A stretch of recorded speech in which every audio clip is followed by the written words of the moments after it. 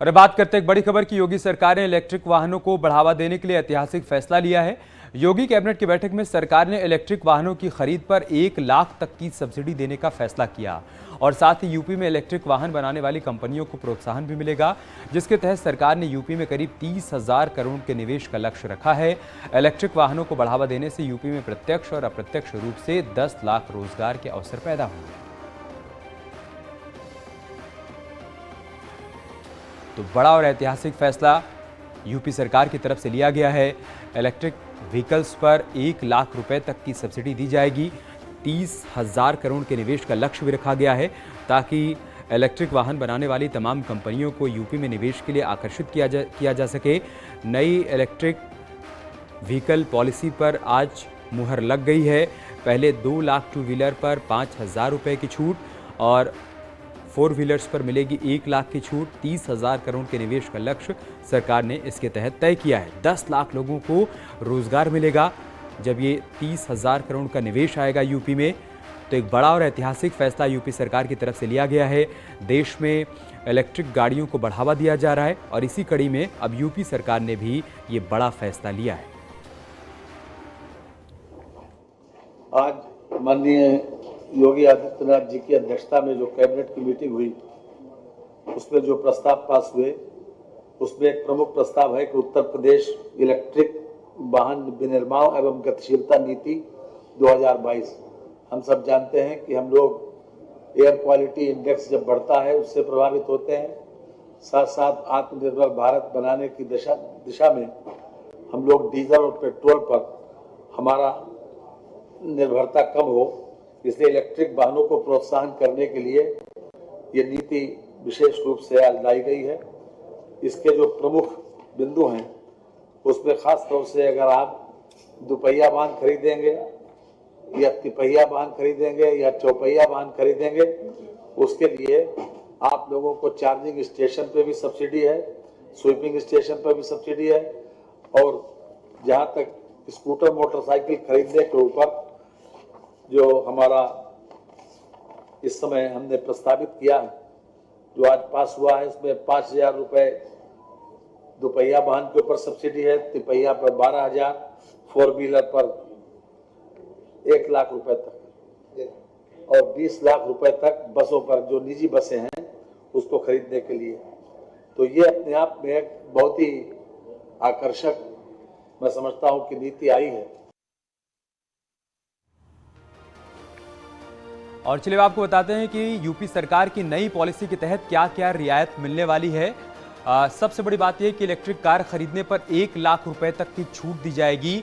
नई पॉलिसी में इस बात को शामिल किया गया है। दूसरी बड़ी बात, इलेक्ट्रिक वाहन बनाने पर प्रोत्साहन दिया जाएगा ताकि कंपनियां आकर्षित हो पाएं यूपी में निवेश को लेकर। चार्जिंग स्टेशन स्थापित करने वालों को भी रियायत दी जाएगी। ऐसे लोग जो चार्जिंग स्टेशन स्थापित करना चाहते हैं इलेक्ट्रिक व्हीकल्स के लिए, उनको भी रियायत दी जाएगी।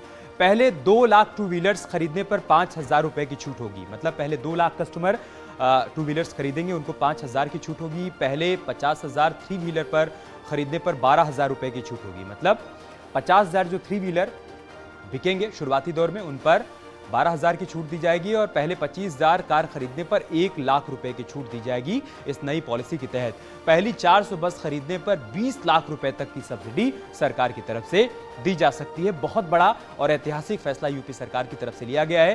पहले 3 साल तक रजिस्ट्रेशन भी मुफ्त कर दिया गया है। ये बहुत ही बड़ा कदम है इलेक्ट्रिक व्हीकल्स को बढ़ावा देने की दिशा में। पहले 3 साल तक रोड टैक्स भी नहीं देना होगा। ये भी एक बहुत बड़ी रियायत है। यूपी में बने वाहनों पर 5 साल तक की छूट होगी। मतलब ऐसे वाहन जिनका प्रोडक्शन यूपी में होगा उन्हें 5 साल तक रोड टैक्स और रजिस्ट्रेशन से छूट दी जाएगी। ये बहुत बड़ी बात है जो कि यूपी सरकार के इस पॉलिसी में शामिल किया गया है। और लखनऊ से हमारे सहयोगी संकेत इस वक्त हमारे साथ जुड़ चुके हैं। संकेत, विस्तार से बताइए सरकार की इस नई पॉलिसी में और क्या क्या बड़ी बातें हैं।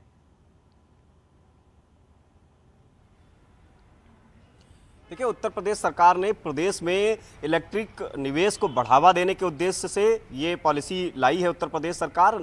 और इस पॉलिसी के तहत सबसे जो खास बात है कि 10 लाख से ज़्यादा लोगों को रोजगार उत्तर प्रदेश में मिलेगा। और वहीं उत्तर प्रदेश में जो इसके तहत सब्सिडी दी जाएगी। 15% की सब्सिडी रहेगी। उसमें जो 2 व्हीलर वाहन है इन पर 5,000 की, और उसके अलावा कार पे 4 लाख रुपए की, और 12,000 तिपहिया वाहनों पे।